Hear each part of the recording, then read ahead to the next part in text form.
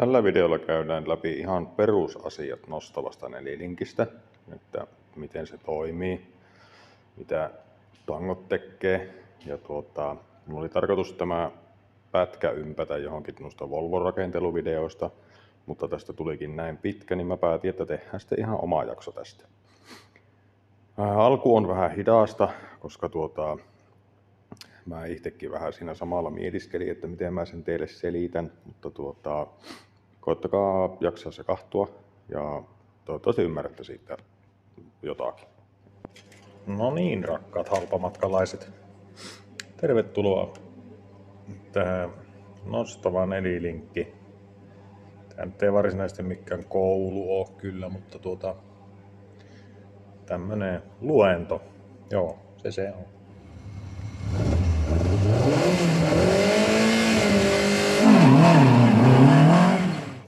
Sitähän mä nyt, kummastakahan mä nyt sitten aloittaisin tämän. No, aloitetaanpa nyt sitten vaikka perinteisestä nelilinkkisysteemistä. Sehän nyt on karkeasti ajateltuna tuommoinen. Mittasuhteet tässä, kyllä nyt on väliä. Niin, tuohan nyt on semmonen, että kun se laskee sitä auton perää lähössä, niin takarenkaille tulee se auton korin paino, mitä sillä nyt on siinä käytettävissä, niin tätä jousta pitkin. Ja tämähän on, se tulee jousta pitkin. Ja sehän nyt on sitten semmonen, jousihan on löysä. Ja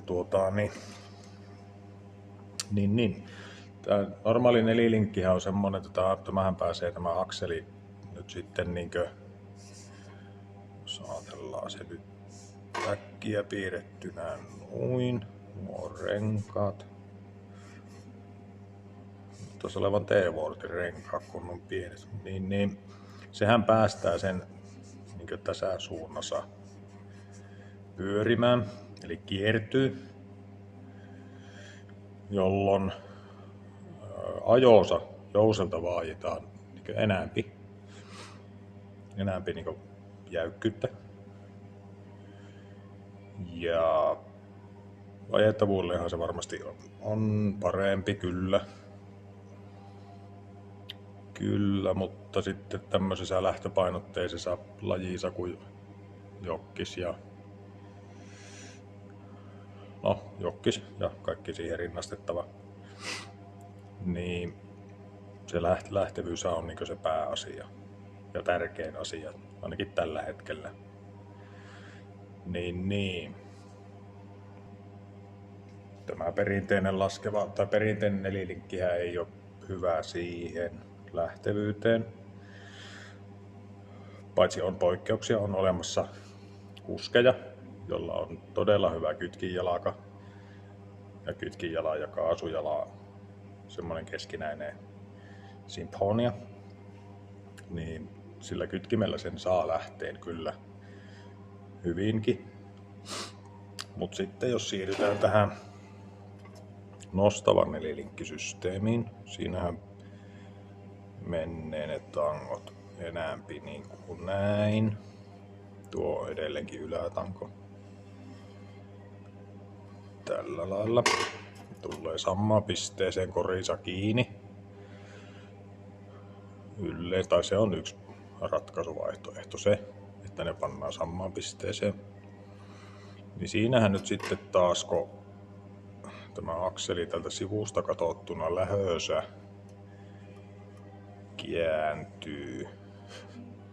kääntyy. Eli mä tarkoitin kiertyy ja kääntyy tai kääntyy. Eli kääntyy niinkö näin. Eli se tuo kartanin laippa pyrkii lähössä niinkö ylöspäin.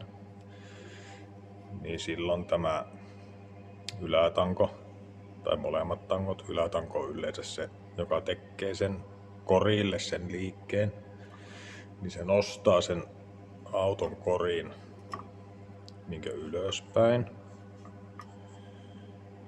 Tuo liike.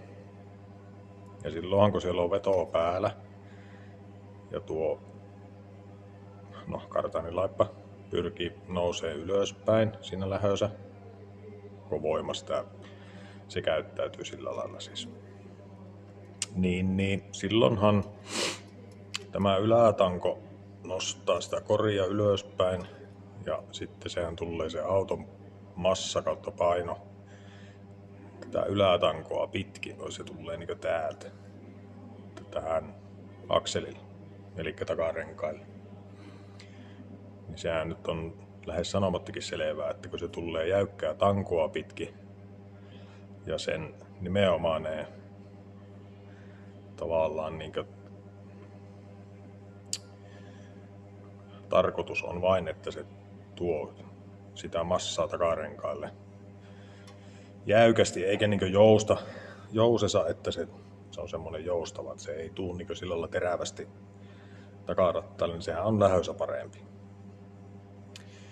Mutta tässähän nyt tulee sitten tällä nostavalla linkillä niitä lieveilmiöitä sitten siellä raalla ajaessa.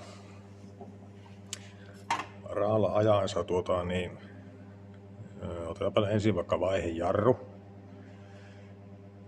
Kun vaihejarrutuksessahan se sitten taas tekee näin, niin sehän niinku tavallaan taas keventää tuota taka-akselia. Itse en oo kyllä, varmasti niinku siis ajotyyli, mihin on tottunut, niin vaikuttaa siihen, mutta itsellä ei kyllä oo tuota se mitään ongelmaa. Ja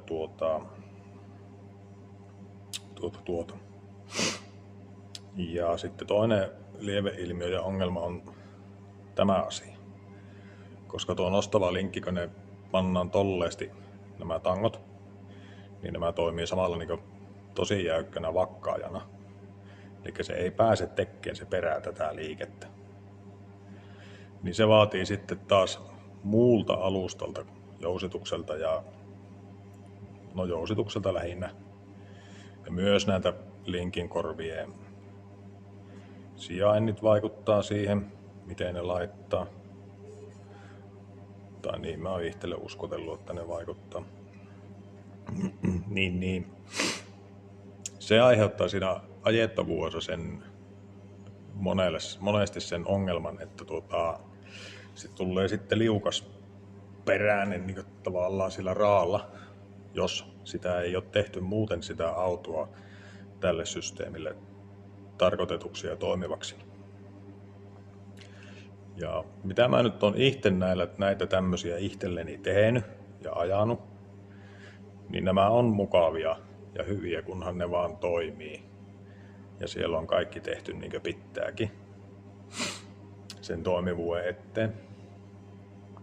Mutta ajotyyliltähän se vaatii vähän se sitten enäämpi semmoista, että pitäisi ennen mutkaa jarruttaa. Minun mielestäni niin mä ainakin teen ja sitten mutka saa ajaa niin veto päällä, niin sitten siellä on taas pitoa siinä takapyörillä kyllä niin todella paljon käytettävissä. Ja mun tekisi mieli jollekin kokeilla johonkin crossiautoon tai rockiralliautoon, missä ajetaan slicksillä, tai siis näitä niin varmasti onkin, mutta itse kokeilla sitä, että minkälainen se niin slicksillä on, koska tällähän tulee niin jo katurenkalla aika jäätävä lähtöpito semmoisessa hyvissä autoissa. Mä luulen, että sitä joutuu slicksille kyllä aika paljon muuttaa lievemmäksi nostavaa linkkiä. Ja sitten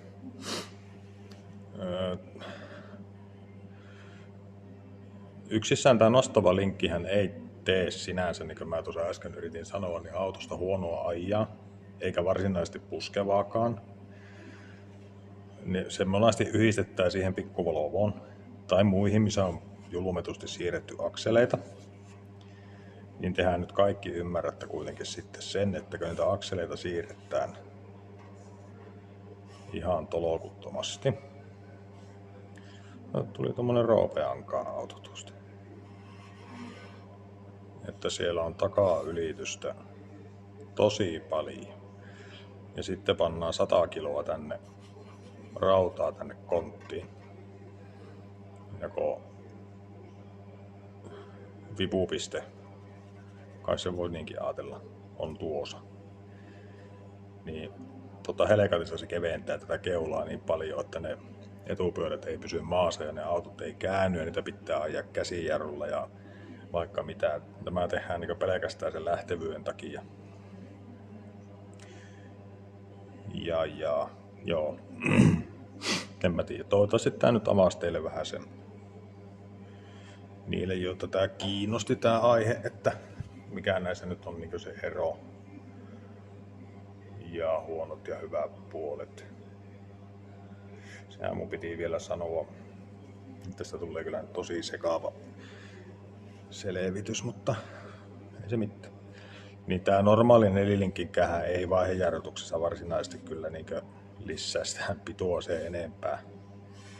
Kuitenkaan, että sä tekee vaan se semmonen terävä vaihejarrutus. Ja sitten jos se tehdään pikku luisusa kesken mutkan lyödään suurin piirtein 1 päälle ja sitä rattaa holtittomasti suhataan menee, niin ihan varmasti pyörähtää kyllä. Mutta tämä vaatii muultakin autolta paljon enämpi ja eri lailla mitä tämä perinteinen, jotta sitten saadaan toimiva. No niin, katsellaan nyt sitten noita mittoja. Mä oon niitäkin jonkun verran yrittänyt niihin perehtyä tankojen pituuksiin. No näiden etäisyydestä me vähän jo puhuttiinkin siinä eskorttijaksossa ja näistä muista. Vaikka tuosta iskarin kulumastakin, että mihin kuluma ja mitä se mun mielestä vaikuttaa mihinkin, niin tässä Volvossa kun päästään tuonne peräkimppuun. Toivoisin, että tää pikkusen avasi tätä näiden toiminnallista eroa.